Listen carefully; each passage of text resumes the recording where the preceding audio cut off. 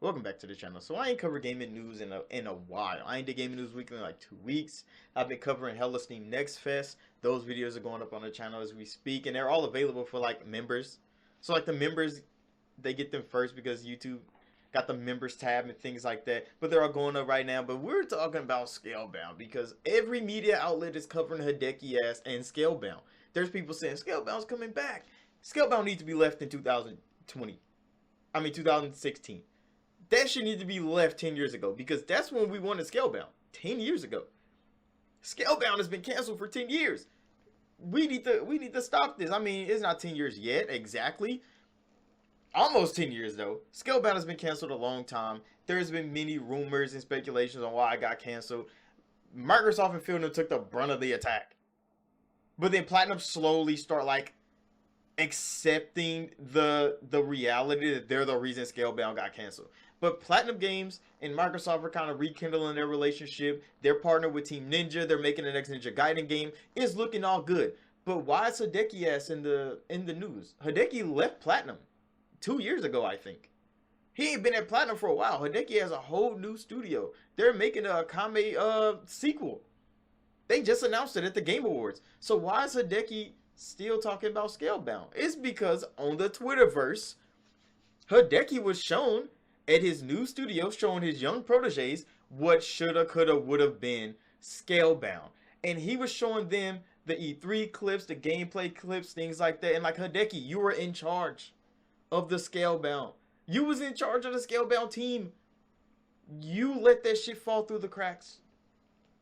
They could blame so many things. I've heard things from the inside that it was funding related, that it was mismanagement, things like that. But those things haven't really came to the surface. But I believe them in my brain. I believe that shit because Nier Automata launched the year before. Banger, straight up banger from Platinum, from Square, and Nier Automata was going through some struggles, and then all of a sudden they gets caught up. They gets caught up, and they released the game. How many polygons are in 2B's ass again? How much money did that cost? That Microsoft funding went somewhere because it didn't go to Scalebound.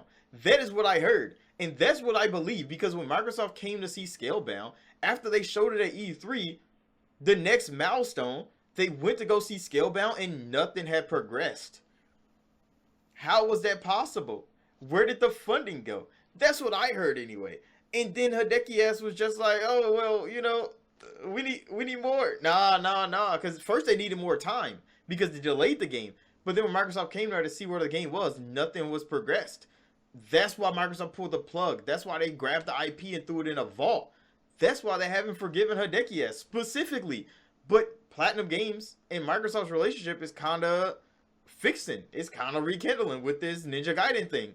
But Hideki is at a whole new studio still talking about Scalebound. He wants to make Scalebound. Why? Because he said himself he wanted to retire with the IP that was Scalebound.